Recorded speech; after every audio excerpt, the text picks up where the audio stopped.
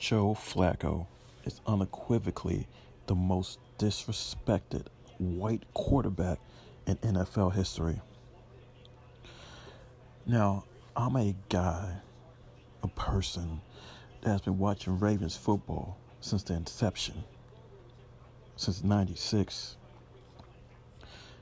through 98.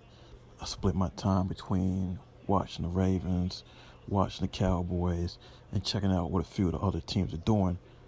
But by the time Brian Billick got there in 98, after that season, that big season he had with Randy Moss out there in Minnesota, I'm like, cool, okay. He was the coordinator for what they were doing out there in Minnesota, and I was happy about that. And that's essentially when I started becoming a full-time Ravens fan. We went 8-8, and then within the next couple seasons, we go ahead and win the Super Bowl. I've seen the Vinny Testaverdes, Stoney Cases, with Scott Mitchell, Elvis Gerback, Trent Dilfer, Steve McNair, Kyle Bowler, Troy Smith, etc. So I've seen these guys play. Now I don't remember every game they had. Some of them were a flash in the pan, especially the early ones. And some stick in your mind, like a Kyle Bowler. Some stick in your mind because even though they were there a short time with Steve McNair, but he really got the team where they needed to be in 2006. And too bad he lost his arm strength and had injuries and couldn't throw well in that playoff game against the Colts back in 2006. I felt we had a chance to go all the way back then. We had a really good defense.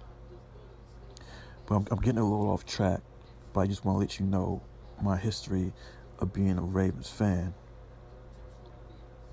That being said, I feel Joe Flacco has been unequivocally disrespected by the NFL, by the Ravens, by commentators, etc.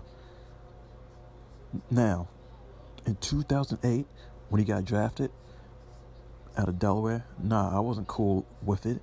Not necessarily because he went to a small school. I felt that we needed a veteran quarterback, a good veteran quarterback, not the Kyle Bowler. Nothing I really was impressed with too much based on what we've seen from Troy Smith, but I understood Troy Smith, and I understood where Flacco was going to be in that lineup. I wouldn't mind Troy Smith starting the season off to see what he had. I thought that had been good since I had some questions about the offensive line based on the 2007 year, and we already knew we was getting with Kyle Bowler.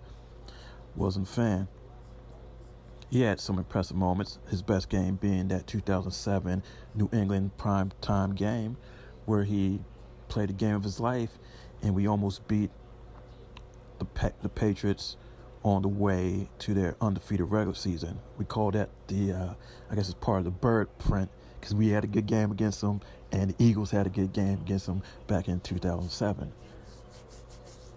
And I just felt we needed a good quarterback, a veteran quarterback. I felt we was ready to win. Go ahead and take it all. Get Joe Flacco. Okay, cool. We started 2-3 that 2008 season.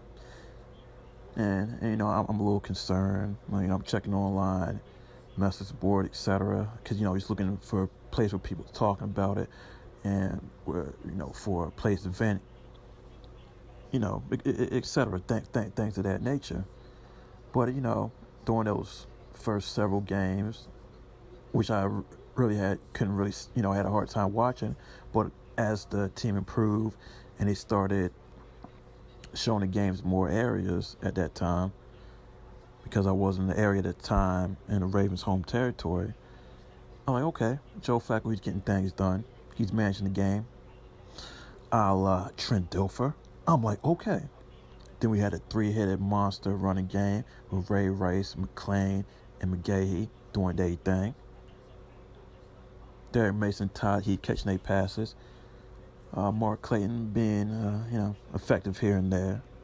I mean, we know he had issues with drops, etc. a lot of times. But, he's come through at certain seasons at various points. I'm like, okay. We get to the AFC Championship game that year. And eventually we lose it, not necessarily because of Flacco, but he did throw a pass over the middle, and I really didn't like him throwing over the middle at that time, but you knew he was going to come back and do great things, and I felt we had that guy, and we did. We eventually got the Super Bowl. He came back the next year, beat New England in the opening round, I believe, and then we lost to, which was probably the Colts, I can't remember, and then we get into, what we had 8, we got that playoff was 9 with the Steelers, 10 we beat New England, and 11, then 12. Those were the 2 years in a row we made to the AFC Championship game. If my memory serves correctly in terms of the years, but we definitely made it to the AFC Championship game 2 years in a row. We had that drop pass by Lee Evans against New England. That first year we played them, and then second year obviously we got past them and went on ahead to the Super Bowl. But Playoff Joe was a real thing, because during those first several years until winning that Super Bowl in that 12-13 season, he had, I believe, he even had tied for the most playoff road wins. And if not at that point, eventually he did. So he was really getting it done on the road. And beyond his rookie season, I felt he was really doing his thing. We had some mishaps here and there. But, with other people on the team dropping balls, the defense coming up a little bit short. But Joe Flacco was definitely doing his thing. And they say, okay, once you get that big money, and we had to let some people go, they said we had a decline. Okay, we had a decline in 2013, right? 2014, we get it back, retooled Gary Kubiak, offense coordinator, right? And he actually got a lot out of Joe Flacco, his best regular season.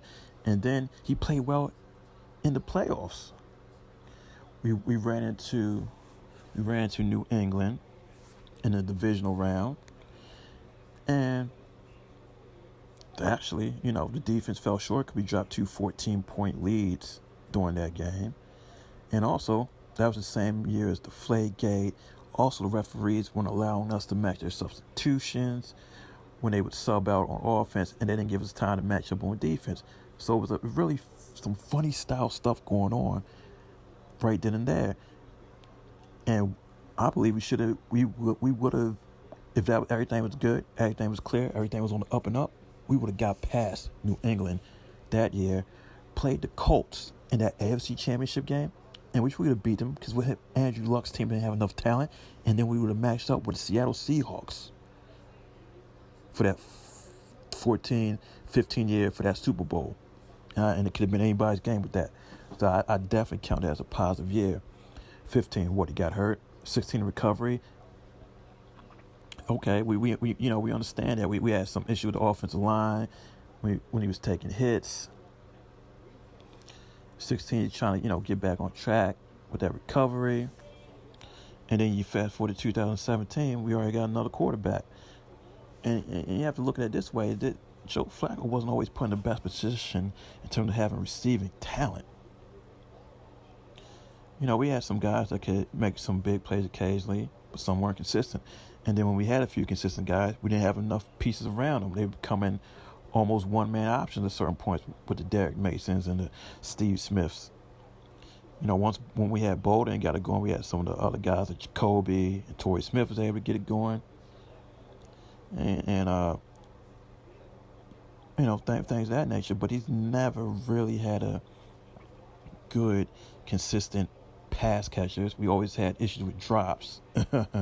They say, hey, look at his completion percentage, but they forgot we had drop issues with a lot of these players, and then we had guys that had trouble getting open as well. And you get almost save a tree like some of the black quarterbacks saying like, hey, if we play this black quarterback a lot of money, he got to get it done with these limited weapons like a Michael Vick or like a, what's the name? Yes, like a McNair, like a Donovan McNair. And you always could say, hey, well, what about Brady and Breeze? But they still had some guys that could at least get open and catch some passes. We had trouble with that at times, but guys couldn't get separation. Well, guys would have drop issues. And you can even see Rashard Perryman had drop issues in Baltimore before he went out there to Cleveland. So, I mean, this man wasn't tooled up with the right things. He said, well, maybe his contract was too big. Okay, well, at least get some guys that are consistent pass catchers when they do get the opportunity. And we did eventually get it right when we restructured his contract. But we didn't always have the right guys coming in. So, no, this man didn't have a fair shot.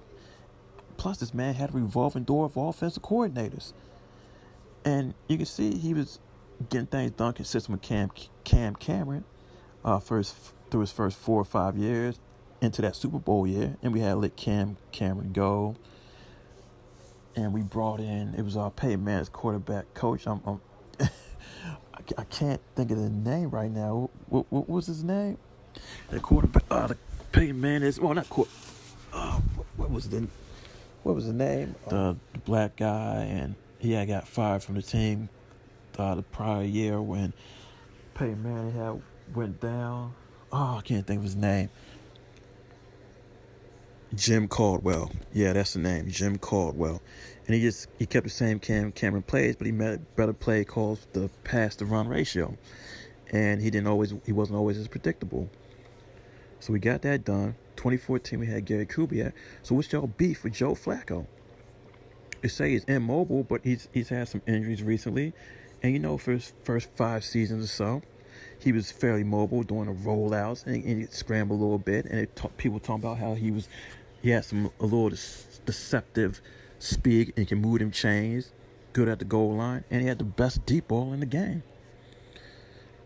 So I really see the issue with the play calling, revolving door of offensive coordinators, and not having the proper weapons around him. And then when you get to 2017, you got Marty Mornhinweg doing too many pass plays, not bouncing out with the run.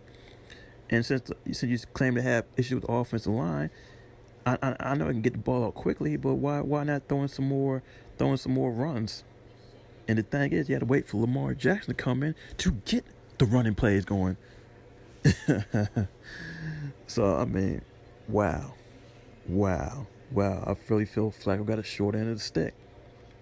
And it could be contract reasons why he's in the short end of the stick in 2017. I mean, obviously he got injured. He was trying to, play through that because when he drafted first-round quarterback and he rolled him in, he's probably going to get denied, especially when you got a high contract and, some people in the fan base are getting kind of iffy about it. And a lot of the commentators and so-called experts on TV get kind of iffy about it. And that bleeds into the public and like, hey, we want to make sure people keep coming out for this team, keep supporting us, and the crowd and the players all rally behind him. So, yeah, Joe Flacco has been very disrespected because after the Super Bowl, he had the rotating door of offense coordinators and the injuries. And who knows what he's going to do going forward. But with the proper offensive coordinator and in the proper situation, I feel he can definitely be effective. And he got some more years of good football left in him. And even though people like to call him a statue, make fun of him, but he moves better than Tom Brady. And Tom Brady gets it done then with the pass rush because he gets it out pretty quick.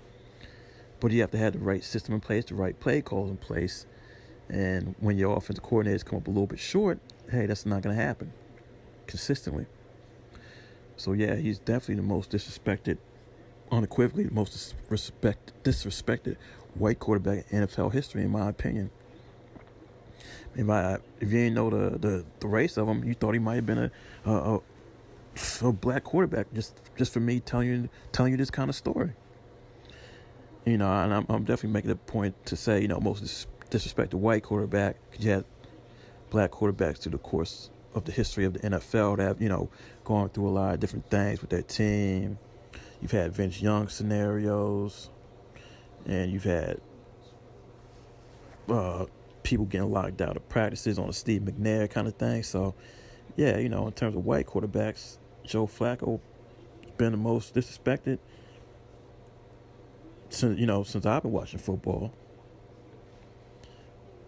That being said, he had a good run for the Ravens.